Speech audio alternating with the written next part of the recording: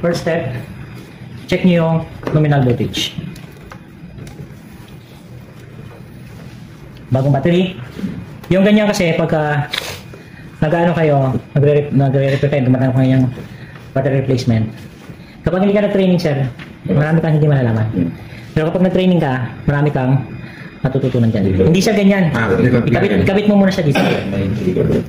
Para ma-trigger siya, magkaroon siya ng output.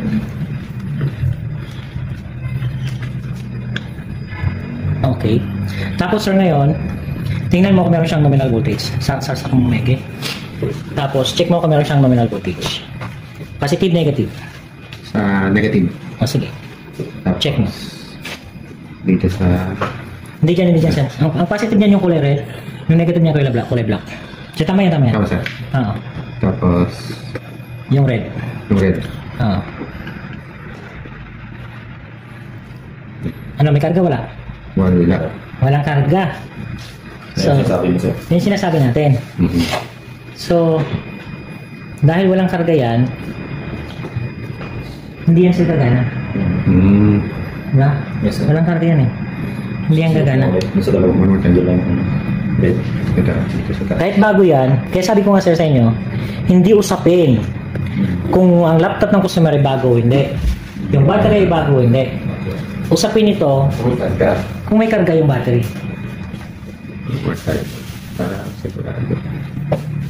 Okay. Ngayon sir, ang inaasahan natin na yung manufacturer gumagawa ng measures, naglalagay sila dyan ng tinatawag nating soft battery charging. Soft charging. So, para mag-charge yan, try natin kung gagana yung soft charging niya. Dito sa... Reset ko muna ito. Reset ko muna sir, tapos testing ulit. Wala talaga. So, in-expect natin, hindi yan. Totally drain yan. Pero bago yan ha. Sige, set. Punta tayo sa dito para yun ang katitik natin. Yan natin. Ngayon, yung charger niyan, Anong type di ba? Hindi mali. pinakbalik. Ano wala? I-on mo. Sige, on mo. So, tingnan mo sir. Steady. Charging. Charging. Oh, charging sir. Ibig sabihin na, nag-start yung kanyang soft charging. So, pagdating sir sa ganyan, huwag niyo po muna siyang buhayin, galawin. Kasi, hintayin mo siya na mag-charge. Mag-charge siya ng ilang percent. So ngayon, tingnan mo ngayon kung ilang voltage ito. Dandahan lang sir.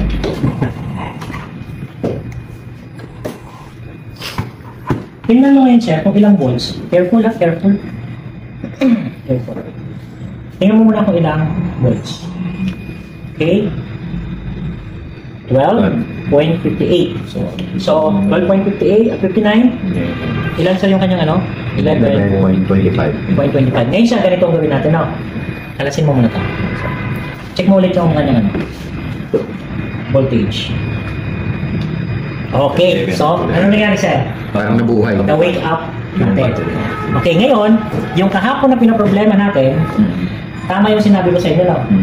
First, battery. Battery muna. Always, bago ka check na kung anong bagay, battery muna. Ngayon sir, paano natin malalaman na gumagana yung charging circuit nito? Kaya itutulong sa inyo. Ano natin malalaman gumagana yung charging circuit? Ganito sir, tanggalin ko yung battery. No? Tinanggap yung battery. Tapos, saksak mo. Para masabi mo gumagana ang charging circuit niya, para masabi gumagana ang charging circuit niya, then masusukat ka sa positive and negative na 200 mV. 200 ml. Oh, 200 mV. Ang dami yun sir ha? Para masasabi mo gumagana yan, may masusukat kang 200 mV. 0.200. See? Ibig sabihin nun sir, indication na working yung charging circuit mo, huwag ka na munang gumalaw. Pero pag nakita mo dito, zero flat, May problem. o kaya, halimbawa, 0.050. Hindi ko maganda. The criteria is 200. So kahit na 0.124. Hindi yun. Ang criteria is 200. Bakit 100? Yun ang nakaprogram sa kanya eh. No? Yan naka-program sa kanya. Ngayon, check natin ngayon yung battery. Okay, sira? Check natin battery. Check sapat na yung battery.